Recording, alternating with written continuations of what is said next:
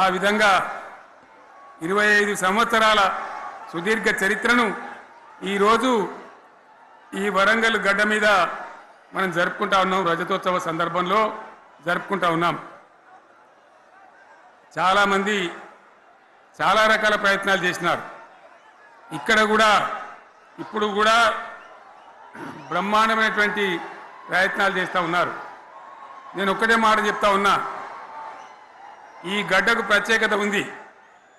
ఇది రాణి రుద్రమ్మ ఏలిన వీరగడ్డ, సమ్మక్క సారక్కల పోరుగడ్డ, బమ్మెర పోతన కవితా మాధుర్యం పండించినటువంటి జీవగడ్డ. ఈ వరంగల్ నేలకు నేను వందనం చేస్తూ ఉన్నాను. మన అమరవీరులకు శిరస్సు వంచి నివాళులు అర్పిస్తూ ఉన్నాను. 1969లో మూగబోయిన తెలంగాణ నినాదానికి తిరిగి జీవం పోసింది ఈ గులాబీ జెండా అని మీ అందరికీ నేను మనవి చేస్తూ ఉన్నాను. ప్రజలు పరిపాలన అప్పగిస్తే విధ్వంసమైన తెలంగాణను వికాస పథంలో నడిపించింది ఈ తెలంగాణ. దానికి కూడా ఈనాటి కరెక్ట్గా 25 ఏళ్ళు నిండుతూ ఉన్నాయి. ఆనాడు కొండా లక్ష్మణ్ బాపూజీ గారు ఆశ్రయం ఇస్తే ఏప్రిల్ 27, 2001న జలదృశ్యంలో టీఆర్ఎస్ ఆవిర్భావం తెలంగాణ చరిత్రనే మలుపు తిప్పిన ఒక మహోజ్వల ఘట్టం. పదవుల కోసమో, కులం కోసమో, మతం కోసమో, వ్యక్తుల కోసమో పుట్టలేదు ఈ గులాబీ జెండా. ఇది తెలంగాణ రాష్ట్ర సాధన కోసం పుట్టింది. పదవీ త్యాగాలతోనే మన తెలంగాణ ప్రస్థానం ప్రారంభమయ్యింది. అది ఫలించి మన స్వంత రాష్ట్ర కళ కూడా నెరవేరిందని నేను మనవి చేస్తూ ఉన్నా. ఆనాటికి అలుముకున్నటువంటి చీకట్లను పారదోలడానికి, ప్రజల్లో విశ్వాసం కల్పించడానికి, ఆత్మవిశ్వాసాన్ని పెంపొందించడానికి నేను ఒక మాట చెప్పిన ఆ రోజు మీ అందరికీ కూడా గుర్తుండాలి. ఉద్యమం నుంచి వెనక్కి మరలితే, ఉద్యమ జెండాను దించితే నన్ను రాళ్లతో కొట్టి చంపండి అని చెప్పి నేను ఉద్యమాన్ని ప్రారంభించిన విషయం మీ అందరికీ కూడా తెలుసు.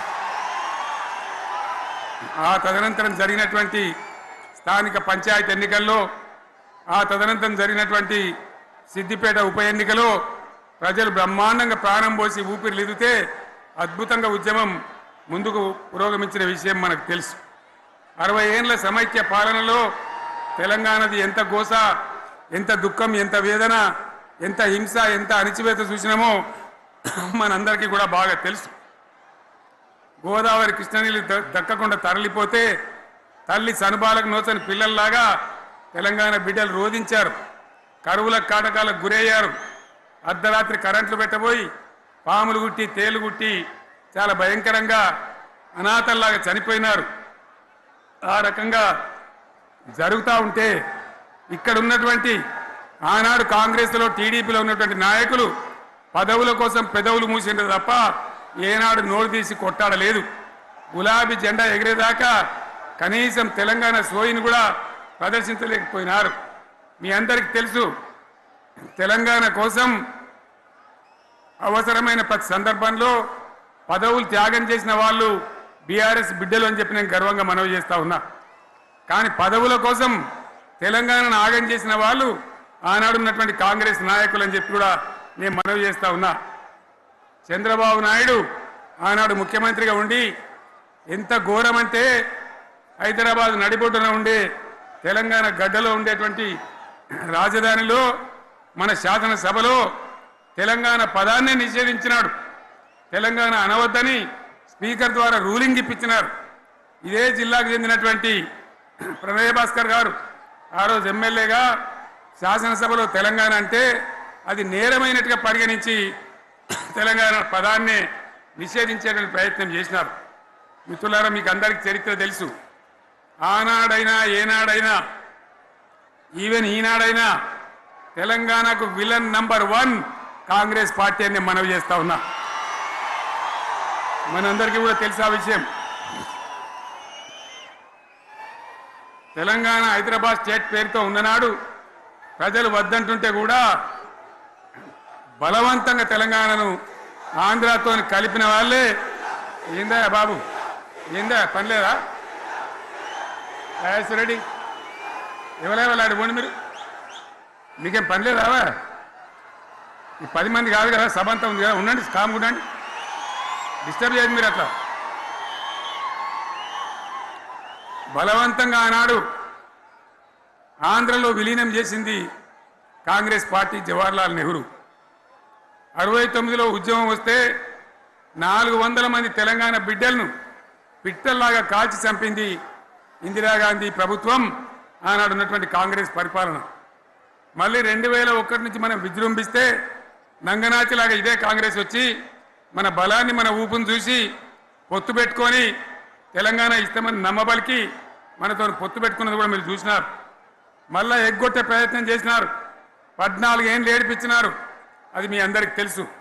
వాళ్ళు ఎట్టెట్లా చేస్తూ ఉంటే వాళ్ళ మోసాన్ని కప్పేయడానికి నేను ఇదే జయశంకర్ సార్ కలిసి 36 పార్టీలతోని సమ్మతి లేఖలు తెచ్చినాం.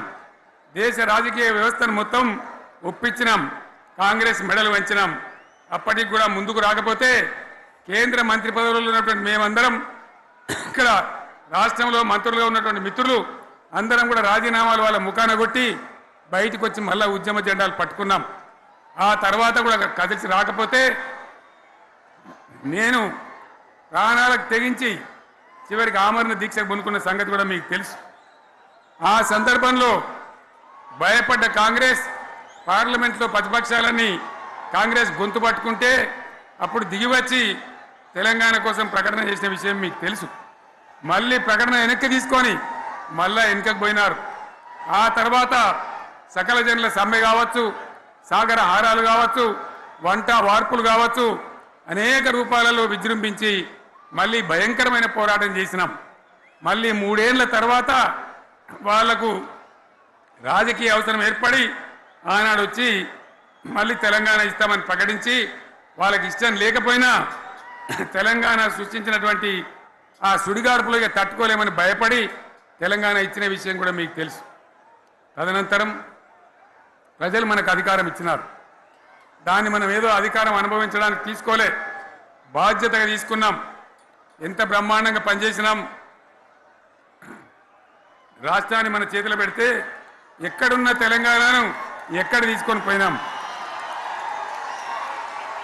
అనేక రంగాలలో please please please please please ఒకటే మాట,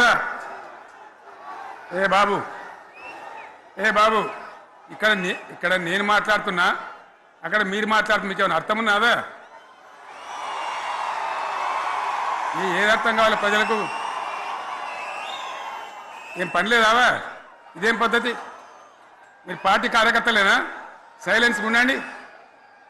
అంతమంది నన్ను లక్షల మంది మీరు 10 మంది ఏందా ఇక్కడ? 10 నిమిషాలు సైలెంట్గా ఉండలేరా? చివరిలో బాగా చెప్తాం, స్లోగా అద్భుతంగా దుంకుదాం, స్టేజ్ ఎత్తి దుంకుదాం. మీరు బాధ్యత చూడాల్సింది ఏంటంటే మీరు అరవడం బంద్ చేయండి. ఇంతమంది ఉన్నారు, ఏం సీఎం పనిలేదా నీకు? మళ్ళీ అందరు ఇళ్ళకి చేరుకోవద్దా? క్షేమంగా పోవద్దా?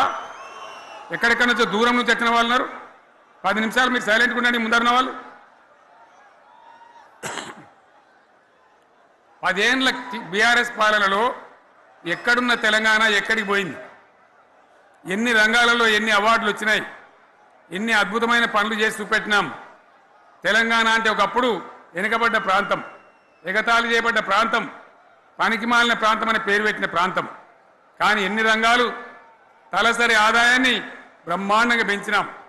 90,000 ఉన్న తలసరి ఆదాయాన్ని 3.5 లక్షల పైచీలకు పెంచుకున్నాం. జిఎస్డిపిని దేశంలో నంబర్ 1 స్థానానికి తీసుకెళ్ళినాం.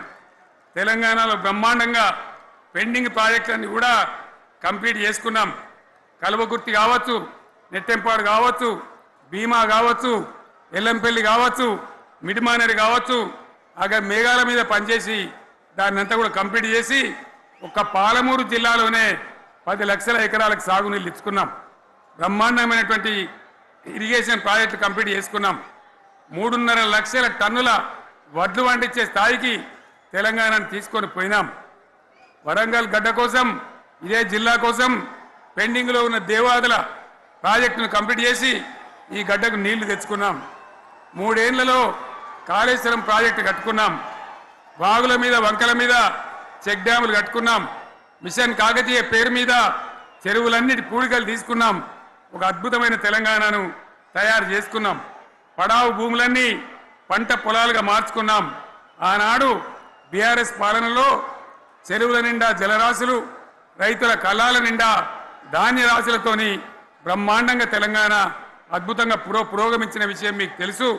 పంజాబ్ను తలదన్నే పంటలు పండించిన విషయం కూడా మీ అందరికీ తెలుసు అని నేను మనవి చేస్తా ఉన్నా. రైతు కష్టమేందో నాకు తెలుసు. నేను స్వయంగా రైతును కాబట్టి రైతాంగాన్ని కడుపులో పెట్టి చూసుకున్నాం. మీ అందరికి ఒక మాట చెప్తా ఉన్నా. ఈ దేశంలో షేర్షా సూరి అని ఒక రాజు ఉండే. ఆయన కాలంలోనే రెవెన్యూ సంస్కరణలు తెచ్చినారు. నేను చెప్పే మాట మంచి వినాలి మీరు. చరిత్ర పొడుగుతో చూస్తే షేర్షా సూరి నుంచి స్వతంత్ర భారతం వచ్చిన తర్వాత ప్రజాస్వామ్య ప్రభుత్వాలు కూడా రైతుల దగ్గర రకరకాల శిస్తులు వసూలు చేసినారు. రైతుల దగ్గర డబ్బులు వసూలు చేసినారు. తహసీల్ రకాలు వసూలు చేసినారు. నీటి తీరువాలు వసూలు చేసినారు. కానీ రైతును చూడాలని వాడు అందుకోలే. భారతదేశంలోనే ఎక్కడ కూడా లేని స్కీమ్. నన్ను వాళ్ళు అడగలే, ఎలక్షన్లలో చెప్పలే. నాకు నేనుగా ఆలోచించి, ప్రభుత్వమే ఆలోచించి రైతు బంధు పథకాన్ని తెచ్చినాం. చాలా బ్రహ్మాండంగా రైతు బంధు పథకాన్ని అమలు చేసినాం. రైతాంగానికి ఎటువంటి కరెంట్ ఇచ్చినాం, ఎంత అద్భుతమైన కరెంట్ ఇచ్చినాం. ఆంధ్ర వలసవాద ముఖ్యమంత్రులు ఏం మాటలు మాట్లాడినారు. తెలంగాణ వస్తే కారు చీకట్లు అవుతాయి, మీకు కరెంటే రాదు, మీకు పంటలు పండియే రాదని చెప్తే వాళ్ళ నోర్లు మోయించేలాగా ఉత్తమమైనటువంటి ట్రాన్స్ఫార్మర్ కావాలన్నటువంటి, మోటార్లు కావాలన్నటువంటి నాణ్యమైన కరెంటును 24 గంటలు సప్లై చేసినాం. రైతు ఇంట్లో కూర్చుంటే పొలాల కాడ బోర్లు దుంకినాయి. మీరందరూ కళ్ళారా చూసినారు. నాకంటే ఆ విషయం మీకే ఎక్కువ తెలుసు. అదేవిధంగా రైతులు చనిపోతే 2 ఎకరాలు 3 ఎకరాలు ఉన్న రైతులు ఏముంటుంది, వాళ్ళకి ఆదాయం ఉండదు. వాళ్ళు చస్తే బీఆర్ఎస్ రాకముందు పట్టించుకున్న నాతుడు లేడు.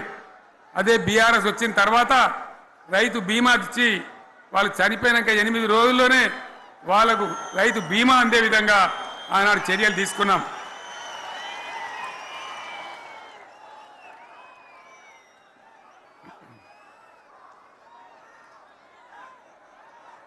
పైసలు ఎంత మంచిగా వచ్చేది, రైతు బంధు డబ్బులు ఏ విధంగా వచ్చేది. శనుకులు పడుతుంటే చకాచక వచ్చి బ్యాంకులలో డబ్బులు పడి రైతుల సెల్ ఫోన్లు మోగుతుండే. ఆ విధంగా కడుపులో చల్లగదలకుండా రైతాంగానికి రైతు బంధు పథకాన్ని అమలు చేసుకున్నాం. రకరకాల వ్యక్తులు రకరకాల మాటలు మాట్లాడినారు. జై కిసాన్ జై జవాన్ అన్నారు తప్ప వాళ్ళ సంక్షేమం ఏ ప్రభుత్వం కూడా చూడలేదు. అదేవిధంగా ధాన్యం రైతులు పండిస్తే కొన్ని 100 కోట్ల రూపాయలు ప్రభుత్వానికి నష్టం వచ్చినా ఏ విధంగా ధాన్యం కొన్నామో, ధాన్యం ఎంత బాగా కొన్నామో, వడ్లు కొంటే 3-4 రోజులనే డబ్బులు రైతుల ఖాతాలో ఎట్లా చేసినామో అవన్నీ కూడా యావత్ తెలంగాణ ప్రజానికి తెలుసు. అంతకుముందు మధ్య దళారుల పాలు ఎన్నో రకాల బాధలు, 7,500 కొనుగోలు కేంద్రాలు పెట్టి ధాన్యం ఎట్లా వేసినామో కూడా మీ అందరికీ బాగా తెలుసు. మరి ఇదంతా కూడా బ్రహ్మాండంగా జరిగింది. ఎన్నో పనులు, మిషన్ భగీరథ ఎన్నికల ప్రణాళికలు చెప్పలే, ఓట్ల ప్రచారం అప్పుడు చెప్పలే, గవర్నమెంటే చేసింది. ఇంటింట నల్లబెట్టి ప్రజలకు అందియడం జరిగింది. రైతు బంధు కానీ, రైతు బీమా కానీ, కళ్యాణ లక్ష్మి కానీ, కేసీఆర్ కిట్ కానీ, కంటి వెలుగు లాంటి ప్రోగ్రాం కానీ ఎవరు అడిగిన నన్ను ఎవరు అడగలే. అయినా మా అంతల మేమే మన రాష్ట్రం మన ప్రజలని వాళ్ళని బాగు చేసుకోవాలని చేసినాం. చెరువులలో చేపలు పెంచాలని ఎవరు అడిగిన నన్ను, ఎవరు డిమాండ్ చేసిండ్రు, వాళ్ళకి వృత్తి పని దొరకాలని, మత్స్యకారులను ప్రోత్సహించాలని చెరువులలో చేపలు పెంచినాం. లక్షలాది గొర్రెలను పంపిణీ చేయమని ఎవరు ధర్నా చేయలే, ఎవరు అడగలే. కానీ ప్రభుత్వమే తనంతట తానే బ్రహ్మాండంగా వాళ్ళకు చేయడం జరిగింది. ప్రజల అవసరాలు ఎప్పటికప్పుడు తీర్చినాం. అంతవరకే ఆగలే. పారిశ్రామిక రంగం మీద దృష్టి పెట్టినాం, పెట్టుబడులు ఆకర్షించినాం. సుమారు 20 నుంచి 25 లక్షల మంది పిల్లలకు ఉద్యోగాలు ఇప్పించే ప్రయత్నం చేసినాం. 40 కోట్లు మాత్రం ఉన్న ఐటీ ఎగుమతులు 2.5 లక్షల కోట్లకు పెంచగలిగినాం. ఐటీ రంగంలో 7 లక్షల మందికి ఉద్యోగాలు కొత్తగా వచ్చినాయి. 1000కి పైగా గురుకులాలు పెట్టినాం. పేద ఇండ్ల విద్యార్థులకు ఉత్తమమైనటువంటి చదువును అందించినాం. తెలంగాణలో 3 మెడికల్ కాలేజీలు ఉంటే దాన్ని 33 మెడికల్ కాలేజీకి తీసుకొని పోయినాం. ఈ విధంగా అది ఒకటి మాత్రమే కాదు, బీఆర్ఎస్ టైంలో మత కల్లోలం లేదు, కర్ఫ్యూ లేదు, కల్లోలం లేదు, శాంతి భద్రతలన్నీ కూడా బ్రహ్మాండంగా కాపాడి ప్రతి ఒక్కరిని కూడా కాపాడే బాధ్యత తీసుకొని కడుపులో పెట్టుకొని చూసుకున్నాం. ఇవన్నీ కూడా నా డైలాగులు కాదు, నేను చెప్పే స్టోరీలు కాదు, ఇవన్నీ పార్లమెంట్ వేదికగా కేంద్ర ప్రభుత్వం అనేక సందర్భాల్లో వెల్లడించినటువంటి విషయాలు. Reserve bank of India, comptroller general of India వాళ్ళు వెల్లడించినటువంటి అధికారమైనటువంటి లెక్కలని చెప్పి కూడా నేను మీకు మనవి చేస్తా ఉన్నా. ఇవన్నీ జరిగినాయి. ఇప్పుడు నేను చెప్పిందంతా కూడా మీ కళ్ళ ముందరనే జరిగింది. మరి కాంగ్రెస్ వచ్చి ఏడాదిని అర్థమా? మరి ఏం మాయరోగం వచ్చే, ఏం బీమారు వచ్చే, ఏమేమి చెప్పిరి, ఎన్నెన్ని చెప్పిరి, మీకు కావాల్సింది ఇదే కదా, చెప్తా. ఇక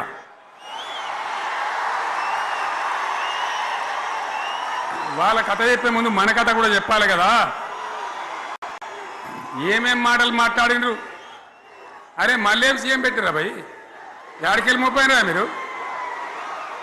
బుద్ధి లేదా? ఆగు, ఏమైనా లుబాబీ ఆగు, వద్దంటే మళ్ళీ ఏందండి ఇవాళ రాజశేఖర రెడ్డి వాళ్ళు మరి మనోడేనా?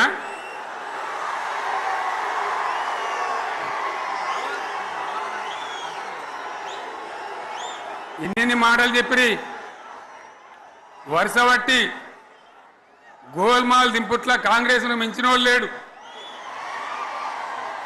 అబద్ధాలు చెప్పుట్ల కాంగ్రెస్ను మించిన వాళ్ళు లేడు. ఎన్ని చెప్పిరి? ఇక్కడ ఉన్నోళ్ళు జాలరని ఉన్న గాంధీలు, లేని గాంధీలు, డూప్లికేట్ గాంధీలు అంతా ఢిల్లీకి కూడా దిగిరి, చప్పట్లు కొట్టి డాన్సులు చేసిన స్టేజీల మీద.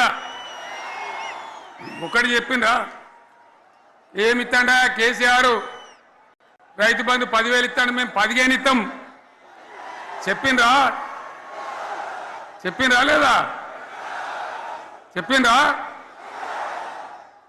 ఇచ్చుడు కాదు, చెప్పిండ్రా? 10,000కి 15,000 ఇస్తామని అన్నారా? కేసీఆర్ పెన్షన్లు 2,000 ఇస్తాడు, మేము 4,000 ఇస్తాం. చెప్పిండ్రా? ఇంకేం చెప్పిండ్రు? కేసీఆర్ ఇంట ఇద్దరుంటే ఒకరికే ఇస్తాడు, మేము ముసలోనికి 2కి ఇస్తాం.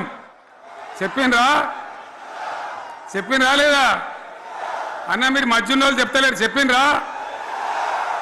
ఇవన్నీ కాంగ్రెస్ వాళ్ళు చెప్పిండ్రా? చెప్పింది అన్న వాళ్ళు ఒకసారి చేయలేవట్టారు దయచేసి.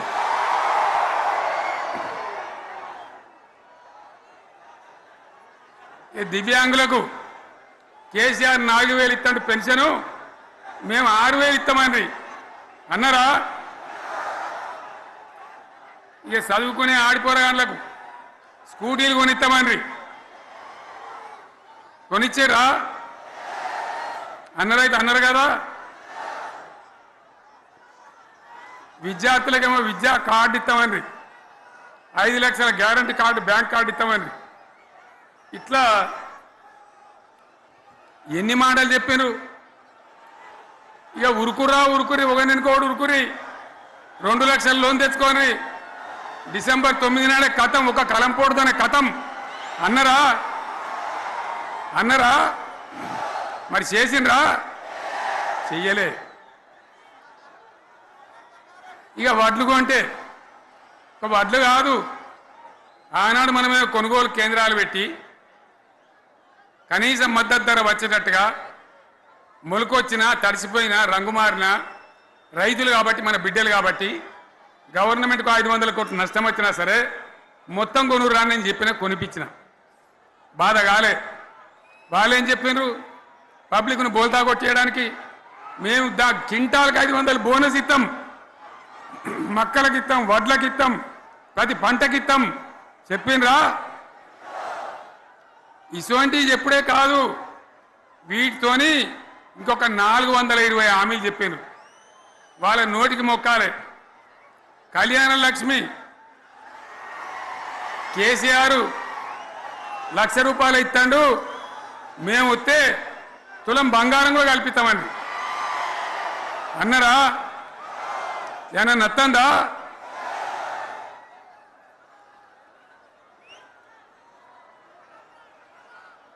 ఇక హామీలు ఇచ్చుడు కాదు, పెద్ద పెద్ద బుక్కులు వంచి ఊరూరికి వంచారు. ఇక సిగ్గులేక ఊళ్ళ పంట తిరిగి బాండ్ పేపర్లు రాసిచ్చారు. బాండ్ పేపర్లు ఇంటింటికి తిరిగిండ్రు. చెప్పిండ్రా? చాలా మంది అడిగిండ్రు. మరి మీరు అడ్డగోలు చెప్తున్నారు, అడ్డం పొడుగు చెప్తున్నారు, ఎటుపడితే అడ్డ చెప్తున్నారు, యాడికెళ్ళి ఇస్తారా భయ అని అడిగిండ్రు. పేపర్ వాళ్ళు అడిగిండ్రు. ఇప్పుడు ఆర్థిక మంత్రి ఉన్నాయన టీవీలలో చెప్పిండు, ఆయన ఇస్తాం చేసి చూపిస్తాం, మాది పేద పార్టీ, 120 ఏళ్ళ అనుభవం ఉన్న పార్టీ, మమ్మల్ని మించిన సిపాయిలు లేరు అని ఒకటి జబ్బలు తెరిచే, ఒకటి మెడలు తెరిచే డైలాగులు కొట్టి మేము ఇచ్చేస్తామన్నారు. ఇచ్చిండ్రా? ఇయ్యలే. రుణమాఫీ చేయలే. మధ్యలో పార్లమెంట్ ఎలక్షన్లు వచ్చినాయి. అప్పుడు నాకు కాలు ఇరిగింది. మెంటుకుంటున్నాం మళ్ళీ నేను బయలుదేరిన. ఆ దెబ్బకి ఏం చేసిండ్రు? తెలంగాణలో ఎన్ని దేవుళ్ళు ఉన్నాయో అన్ని దేవుళ్ళ మీద ఒట్లు పెట్టుకున్నారు. పెట్టిండ్రా? బహిరంగ సభలలో ఆడిడ కూడా కాదు. ఇన్ని మాటలు చెప్పి ప్రజల్ని ఏమార్చింది. ఒక ఉచిత బస్ అని పెడితే అది జుట్లు పట్టుకొని కొట్టుకుంటానికి మనకత్తాను తప్ప ఏమనికి ఉపయోగపడ్డది లేదు. ఆ మహిళలే అంటారు మాకు ఎందుక ఉచిత బస్, దరిద్రం, మాకు అవసరమే లేదు అంటాను. అటువంటి ఒక్క పథకం పెట్టి ఇక ఇప్పుడు మళ్ళీ పెద్ద నోరు పెట్టుకొని వాళ్ళే మాట్లాడతారు. అంటే అంటే మాట్లాడతారు, అబద్ధాలు చెప్తారు. మాట్లాడితే బీఆర్ఎస్ వాళ్ళ మీద నింద, మాట్లాడితే కేసీఆర్ మీద నింద.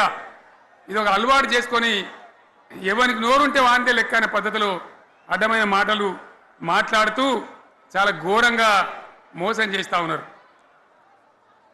ఎట్లున్నదంటే కాంగ్రెస్ వాళ్ళు చెప్పింది చాలా సిపాయిలం, మా అంత సిపాయి లేడంటే జనం నమ్మితిమి, ఆశపడ్డాం కదా, నమ్మి బోల్తా పడ్డాం కదా, గల్లంత అయినాం కదా.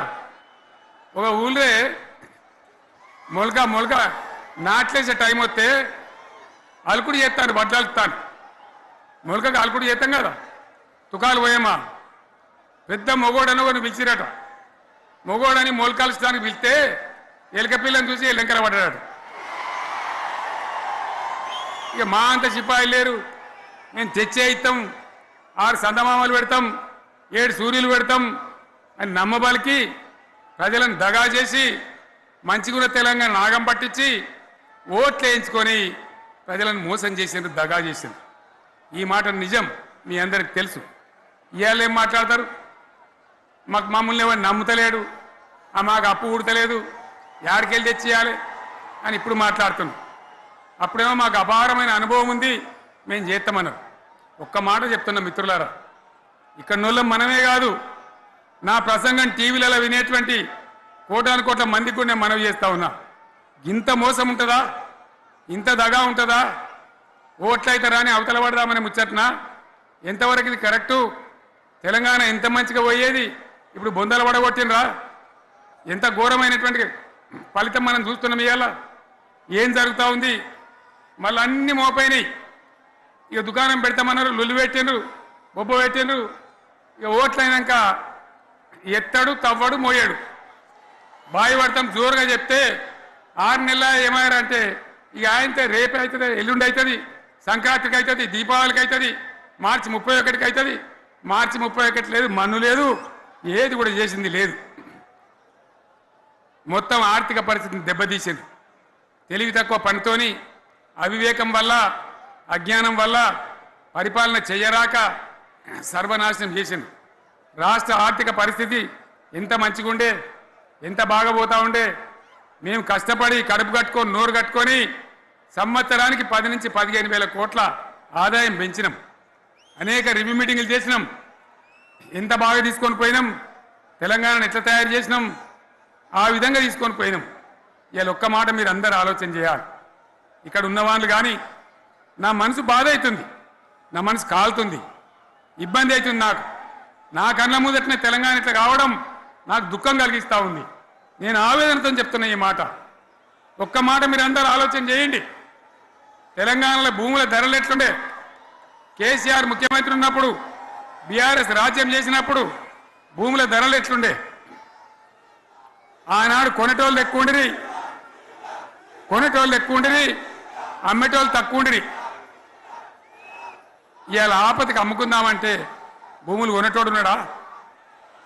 అడుగుతున్నా భూముల ధరలు ఎక్కడికి పోయినాయి? ఎవరికన్నా 5 ఎకరాలు డాంబర్ రోడ్ పక్కకుంటే నేను 5 కోట్ల మనిషిని, నేను కోటీశ్వరుని ధైర్యంలో రైతులు ఉండరు. ఇవాళ అడిగేటోడు ఉన్నాడా? ఉన్నదా? ఒక్కటే ఏడాదిలో గింత గల్లంత అవుతుందా? కేసీఆర్ పక్కకు పోగానే ఇంత ఆగమవుతుందా? ఇంకో మాట నేను అడుగుతా ఉన్నా. కరెంటును 35 ఏళ్ళు బాధపడ్డాం. నా బావి కాడ కూడా మోటార్లు కాలినాయి. బీఆర్ఎస్ వచ్చినాక, నేను ముఖ్యమంత్రి అయినాక ఒక్కటే ఏడాది బావులా దాన్ని చక్కగా చేసి 24 గంటల కరెంటు ఇయ్యలే, నడవలే. రెప్పపాటు కూడా కరెంటు పోకుండా 24 గంటల కరెంటు తేలేదా? మరి మా అంత సిపాయిలు లేరంటే కేసీఆర్ మంచిగా ఇచ్చిన కరెంటు మీకెందుకు ఇయ్యే శాతం అయితే లేదు అని చెప్పి నేను అడుగుతా ఉన్నా. తెలంగాణ ప్రజల పక్షాన్ని అడుగుతా ఉన్నా. ఎందుకు ఇలా ప్రజల గోస ఉంచుకుంటా ఉన్నారు? మళ్ళా మోటార్లు కాలుతున్నాయి, ట్రాన్స్ఫార్మర్లు కాలుతున్నాయి, లంచాలు పెరుగుతున్నాయి. అది శాతం అయితే లేదా? మళ్ళీ ఇలా తెలంగాణ పోవన్నా మోటార్ పెట్టడానికి? ఏం దౌర్భాగ్యం ఇది! ఎటువంటి శని నెత్తి మీద పెట్టుకున్నాం మనం. మీరందరూ ఆలోచన చేయాలి. భూముల ధరలు ఎటుపోయినాయి, కరెంట్ ఎక్కడ ఎవడెత్తుకపోయా? మిషన్ భగీరథ అసెంబ్లీలో నిలబడి ఛాలెంజ్ చేసిన నేను. 5 ఏళ్ల లోపల ప్రతి ఇంట్లో నల్లా పెట్టి నీళ్ళేయకపోతే మళ్ళా ఎలక్షన్ల పార్టీ మేము నిలవడం, ఓట్లు అడగము అని చెప్పిన నేను.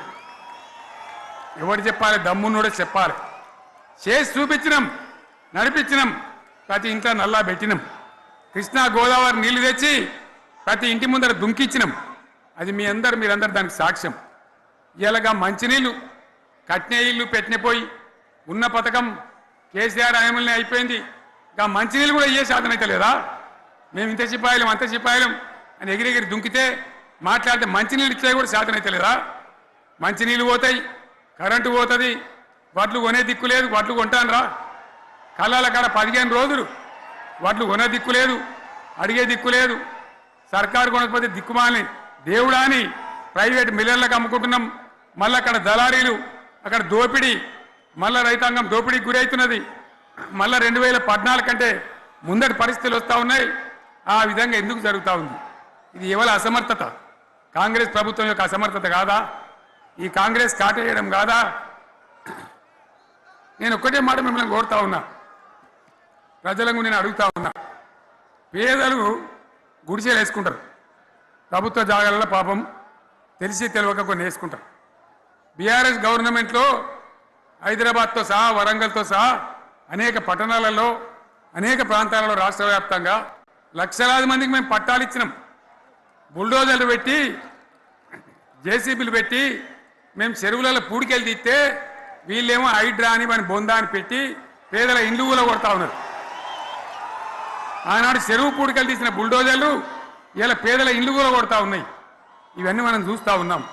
చూసి మౌనంగా ఉందామా, కొట్లాడదామా, ఏం చేద్దాం అనేది మనం ఆలోచించే సమయం వచ్చింది. దేశాన్ని నంబర్ 1 స్థాయిలో నిలబెడితే ఇవాళ 14వ స్థాయికి 15వ స్థాయికి తీసుకొని పోయినారు. నా కళ్ళ ముందన్న గిట్ల జరుగుతుంది, ఇంత మాయల్యమే అవుతుంది, ఇంత మోసం చేస్తారని నేను కూడా అనుకోలే. ఇలా చాలా బాధ కలుగుతూ ఉంది, చాలా దుఃఖం కలుగుతూ ఉంది. ఇంకా ముందరికి పోవాల్సిన తెలంగాణ ఇలా వెనుకకి అయిపోతున్నా ఉన్నది. మళ్ళా ఎవరు దీనికి కారణం? ఈ దుర్మార్గులు కాదా? నిలబెట్టి ఖచ్చితంగా అడగాల్సిన అవసరం ప్రజలకు లేదా? అడగాలి. ఎందుకోసం? టైం ఇవ్వాలని మేము కూడా టైం ఇచ్చినాం. ఏమంటారు? మీకేసినట్టు మాకేసిన ఓట్లు, మాకు ఏడాదైనా టైం ఇయ్యరా? ఏడాది అర్థమైన టైం ఇయ్యరా? మీకు కన్నేరురా అని అంటారు. కాబట్టి నేను నోరు తెరవలే, బయటికి రాలే. కృష్ణా జలాల మీద గడబడి జరిగితే ఒక్కసారి అక్కడ నాయకులు తీరకపోతే నల్లగొండలో పోయి ఒక గర్జన చేసి వచ్చినా కానీ నేను ఎక్కడ బయటికి రాలే, మాట్లాడలే. కానీ ఏడాది అర్థం అయిపోయింది, ఇంకేం పాడైంది? పువ్వు పుట్టంగానే పరిమళిస్తుంది అన్నట్టు ప్రభుత్వం కథ తెలియదా? ఇంకేమున్నా వీళ్ళకి టైం ఎక్కడిది? వీళ్ళు ఏం చేస్తారు? చివరి 6 నెలలు అయితే ఎలక్షన్ అయినాయి. వీనికి ఉన్న టైం 2.5 ఏళ్ళు. ఈ 2.5 ఏళ్ళలో వీళ్ళు చేస్తారు, మనం బతికి ముందర పడతామా? అందుకోసం ప్రజానీకం, మేధావులు, తెలంగాణ ప్రజలు దయచేసి అందరూ ఆలోచన చేయాలి. ప్రతి వాళ్ళు కూడా ఆలోచన చేసి దీనికి పరిష్కారం ఏందో కనుక్కోవాలి. మేధావితో పనిచేయాలి, ఆవేశంతో కాదు. ఆవేశంతో మనం నినాదాలు ఇస్తే కాదు, ముళ్ళును ముళ్ళుతోనే తీయాల. యాడ ఓడగొట్టుకున్నామో గాన్నే వెతకాలి, ఎక్కడ జారిపోయిందో ఆన్నే మళ్ళీ దొరకబట్టాలి. ఆ నైపుణ్యం, ఆ స్థాయి ఇవాళ రావాలి. మళ్ళీ ఇప్పుడు ఏం చేస్తారు? మాట్లాడితే బీఆర్ఎస్ మీద బదనం. ఇక వశమైతే లేదు రాని భూములు అమ్మకానికి పెడతామంటు. అమ్మచ్చు, అత్యవసరమైతే కొన్ని అమ్మచ్చు. ప్రజలకు అవసరం లేని ఉంటే, విలువ వచ్చేది ఉంటే, ప్రజల పనుల కోసం కొన్ని అమ్మచ్చు. కానీ ఏదమ్మాలి ఏదమ్మద్దని విచక్షణ ఉండాలి కదా. యూనివర్సిటీలు అమ్ముతారా? ఇవాళ హైదరాబాద్ యూనివర్సిటీ అమ్ముతున్నారు, రేపు ఉస్మాన్ యూనివర్సిటీ అమ్ముతారు. విలువైన భూములు లేని ఇట్లా కథం పట్టుకుంటూ పోతే ఏమైనా మిగులుతుందా? కాబట్టి ఇది పద్ధత, ప్రభుత్వం నడిపించే విధానమా? వీళ్ళు ఏ విధంగా గోల్మాలు దింపుతున్నారో దయచేసి ఆలోచించాలని చెప్పి నేను మీ అందరిని కూడా కోరుతా ఉన్నా. ఒక్కొక్క ట్రిప్పు నేను యాదగిరి గుట్టకు పోతే అలా ఎకరానికి 10 లక్షల వాల్యూ పెరుగుతుండే. మరి ఇవాళ ఏమవుతా ఉంది? ఇవాళ ఏం జరుగుతూ ఉంది? మీరందరూ కూడా ఆలోచన చేయాలని కోరుతా ఉన్నా. ఇవాళ రాజ్యం నడపశాతగాక ఎల్లెంకల పడి రాష్ట్రాన్ని ఆర్థికంగా దివాలు తీసి పిచ్చి పనులన్నీ వేసి ఇవాళ అడ్డం పొడుగు మాట్లాడుతూ ఉన్నారు. అన్ని రంగాలలో ఫెయిల్ అయిపోయింది. ఏ ఒక్క ఈ హుస్నాబాద్లో ఇప్పుడు నేను రాగా చూసుకుంటూ వచ్చిన, ఆనాడు కష్టపడి ఈ హరీష్ రావు ఇరిగేషన్ మంత్రిగా ఉన్నప్పుడు ఇలా గౌరెల్లి ప్రాజెక్టు కట్టాం. 90% పూర్తయింది. గౌరెల్లి ఇరిగేషన్ ప్రాజెక్టు ప్రజలకు సంజాయించి భూములు తీసుకొని ఆనాడు తిరిగి 90% పూర్తి చేసినాం. ఏడాది అర్థమైతే తట్టడి మన్ను తీస్తాను రా. పాలమూరు పథకం 80% కంప్లీట్ అయింది. ఎందుకు దాన్ని పెండింగ్లో పెడుతున్నారు? ఎందుకు దాన్ని పూర్తి చేస్తలేరు? ఈ విధంగా చిన్న మాట, చాలా చిన్న మాట. కేసీఆర్ కిట్ పెట్టినాం, లక్షాధికారుల కోసం పెట్టినాం, కోటీశ్వర్ల కోసం పెట్టినాం. ఎవరి కోసం పెట్టినాం కేసీఆర్ కిట్టు? పేద ప్రజల కోసం, గ్రామీణ ప్రాంతాల్లో ఉండేటువంటి పేద ప్రజల కోసం పెట్టినాం. ఆడపిల్లంకంటే 13,000 ఇచ్చినాం, మగపిల్లగానికైతే 12,000 రూపాయలు ఇచ్చినాం. ఆ వాహనాలు పెట్టి, అమ్మఒడి వాహనాలు పెట్టి వాళ్ళని తీసుకెళ్ళి ప్రసవాలు చేయించి వాళ్ళకి మందులు ఇచ్చి ఫ్రీగా ఉచితంగా చేసి బ్రహ్మాండంగా ప్రసవం చేయించి మళ్ళీ ఇంటికాడ దించినాం. గది బంద్ చేస్తారా ఎవరన్నా? ఎందుకు బంద్ చేయాలి? ముఖ్యమంత్రులుగా పనిచేసే వాళ్ళకు గాంభీర్యం ఉండాలి, ధైర్యం ఉండాలి. రాజశేఖర్ రెడ్డి అనే ముఖ్యమంత్రి ఉండే, నేను చెప్తా ఉన్నా మీ ముందు ఇయ్యాలి. ఆయన ఆరోగ్యశ్రీ అని ఒక పథకం తెచ్చిండు. నేను ముఖ్యమంత్రి అయిన తర్వాత అడిగిన, హెల్త్ డిపార్ట్మెంట్ని పిలిచి అడిగిన, ఇదేం పథకమయ్యా బాగుందా అంటే, సార్ మంచిగుంది, ప్రజలకు లాభం అవుతుందని చెప్పింది. నేను చెప్పిన ఆ పథకాన్ని అట్లే పెట్టండి, ఆ పథకాన్ని మార్చకండి, ఆ పథకం అట్లే ఉండాలని చెప్పిన. అక్కడ చెప్పడం కాదు, నేను అసెంబ్లీలో చెప్పిన, ఇది మా స్కీమ్ కాదు, కాంగ్రెస్ గవర్నమెంట్ ప్రారంభించింది, దాని పేరు కూడా మేము మారుస్తలేం, కానీ కొనసాగించాలని చెప్పినాం, కొనసాగించినాం. అది మీ అందరికి తెలుసు. ఇలా వీళ్ళు కేసీఆర్ ఆనవాళ్ళు లేకుండా చేస్తాం, కేసీఆర్ ముచ్చట లేకుండా చేస్తారా? ఇవాళ మనం కూడా సభ పెట్టుకుంటే ఎన్ని అడ్డంకులు దానికి.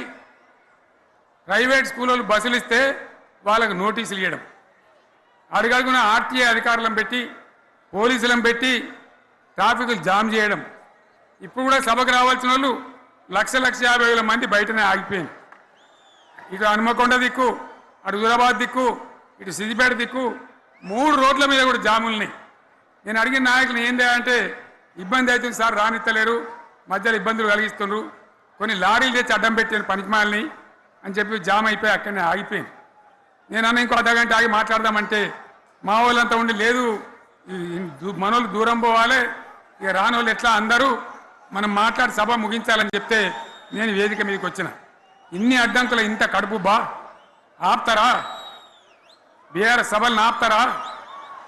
ఈ ప్రపంచనాన్ని ఎవడాపుతాడు? ఆగబడితే ఆగుతుందా? నేను ఒక్క మాట పోలీసు మిత్రులకు మనవి చేస్తా ఉన్నా. ప్రజాస్వామ్యంలో ప్రజలకు అడిగే హక్కు ఉంటుంది, తప్పకుండా అడుగుతారు ప్రజలు. ఈ అడిగే హక్కును సోషల్ మీడియాలో బీఆర్ఎస్కు సోషల్ మీడియా వారియర్స్ ఉన్నారు, వాళ్ళు బ్రహ్మాండంగా పనిచేస్తున్నారు, ఖచ్చితంగా అడుగుతున్నారు ప్రజల తరఫున. ఇంత అన్యాయం జరుగుతుంటే చూడలేక సోషల్ మీడియాలో పనిచేసే తెలంగాణ బిడ్డలు ఇది ఏమన్యాయమే ఎట్లా అని చెప్పి ప్రభుత్వాన్ని ప్రశ్నిస్తూ ఉన్నారు, ప్రజలకు మద్దతుగా నిలబడతా ఉన్నారు. వాళ్ళ మీద కేసులు, వాళ్ళని పట్టుకపోవడు. పోలీస్ సోదరులను నేను అడుగుతా ఉన్నా, మీరెందుకు దునుకులాడుతుండ్రే? మీకేమక్కడ వచ్చింది? మీకొక్కటి చెప్తున్నా నేను, గ్యారంటీగా పోలీసు మిత్రులారా, ఇవాళ పోయి రాత్రి మీ డైరీలలో రాసుకోండి, మీ డైరీలలో రాసి పెట్టుకోండి. 100కు 100% ఇలా తెలంగాణ చెలరేగిన పరిస్థితికి మళ్ళా వచ్చేది బీఆర్ఎస్ గవర్నమెంటే. అది ఎవరు కూడా ఆపలేడు. అది ఎవరి తరం కాదు, ఎవరి వశం కాదు. మీకు తెలియదా? మీరు పోలీసు ఉద్యోగాలు చేస్తున్నారు, మీరు చదువుకోలేదా? మీకు కూడా విజ్ఞానం ఉంది కదా? వీళ్ళు దొంగ వాగ్దానాలు చేయలేదా? ప్రజలను మోసం చేయలేదా? ప్రజాస్వామ్యంలో ప్రజలకు అడిగే హక్కు లేదా? మీరెందుకు కేసులు పెడుతున్నారు? నాకు అర్థం కాదు. మీరెందుకు దునుకులాడుతున్నారు? మీరెందుకు బలైతారు? రేపు మీకు రాజకీయాలు ఎందుకు? మీ డ్యూటీ మీరు చేయండి. మేము బీఆర్ఎస్ ఎప్పుడు శాసనాన్ని ఉల్లంఘించం, చట్టాలను ఉల్లంఘించం. అయినా నేను ఒక్క మాట మళ్ళీ చెప్తా ఉన్నా, మీకు ఆల్రెడీ చెప్తా ఉన్నారు పార్టీ నుంచి, ఎక్కడ ఎవరిని మీ మీద అన్యాయం కేసులు పెట్టినా మన టీఆర్ఎస్ లీగల్ సెల్ వీరులు ఉన్నారు, మీరు భయపడే అవసరం లేదు. న్యాయస్థానాలని అక్కడ పోరాటం చేద్దాం. మీకు అండగా కేసీఆర్ ఉంటాడు, బీఆర్ఎస్ ఉంటుంది, అందరం ఉంటాం. ఇక ఈడికెళ్ళి నేను కూడా ఊకోను, నేను బయలుదేరతా. యాందాకైనా మంచిదే. ఎవరెవరి సంగతి ఏందో, ఎవరైనా లెక్కేందో అన్ని కూడా లెక్కలు తీద్దామని మనవి చేస్తా ఉన్నా. ఈ రకంగా మనం ముందుకు పోవాలి. ఒక్క మాటలను ఉన్నదా? ఇవాళ ఈ ప్రభుత్వం, ఈ కాంగ్రెస్ నయవంచక ప్రభుత్వం సంక్షేమంలో ఫెయిల్, మంచినీళ్ళలో ఫెయిల్, పొలాలకు నీళ్ళు ఇవ్వడంలో సాగునీళ్ళలో ఫెయిల్, కరెంటు సరఫరాలో ఫెయిల్, రైతు బంధులో ఫెయిల్, విత్తనాలు ఎరువులు సరఫరాలో ఫెయిలేనా? ధాన్యం కొనుగోలులో ఫెయిల్, పల్లెలు పట్టణాల అభివృద్ధిలో ఫెయిల్, భూముల ధరలు పెంచడంలో ఫెయిల్. మరి దేంట్లో పాస్ అయిండు? ఎటు పడితే అటు ఒర్రుడు, దేవుళ్ళ మీద ఒట్లు పెట్టుడు, అబద్ధ వాగ్దానాలు చేసుడు.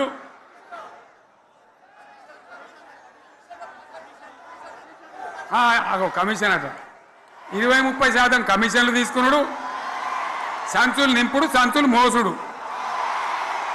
అంతేనా? కరెక్టేనా ఈ మాట? అన్నా కరెక్టేనా? నేను చెప్పి అన్ని ఫెయిల్ అయిందా ఈ ప్రభుత్వం? నిజమైతే ఒకసారి చేతులు లేవట్రా దయచేసి. స్టేజ్ మీద లేవట్రా? ఫెయిలేనా? ఈ మాట 20% 30% కమిషన్లని నేను అంటలేను. ఎవరన్నారు? స్వయంగా ఆర్థిక మంత్రి చాంబర్కు పోయి 200 మంది కాంట్రాక్టర్లు వాళ్ళు లొల్లిపెట్టి మమ్మల్ని 20-30% కమిషన్ అడుగుతుండ్రు, ఇది ఏమన్యాయం అని చెప్పి సెక్రటేరియట్లో చెప్పిన మాట నేను చెప్తా ఉన్నా.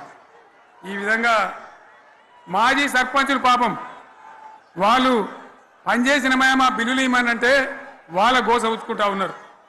వాళ్ళేం పాపం చేసిండ్రు? ఈ విధంగా ఘోరం. ఇంకా ఈ అందానికి ఏం మాట్లాడతారు? కేసీఆర్ నువ్వు రా అసెంబ్లీకి. ఏ నీ కాయగూరు ముచ్చట్లు తింటానికా? పిల్లలు అడిగితేనే మీరు జవాబు చెప్తలేరు.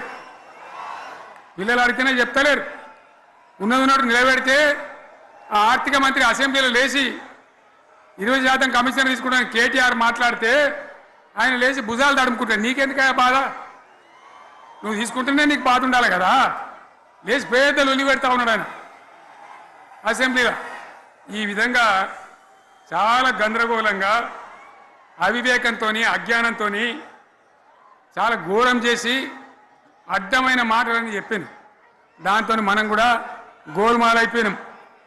తీర్థం పోదాం తిమ్మక్క అంటే వాడు గుల్లే మనం సల్లే. ఆ గతికి తెచ్చింది ఇలా ప్రజల గతి. మరి మనం కూడా ప్రజలు కూడా ఆలోచన చేయాలి.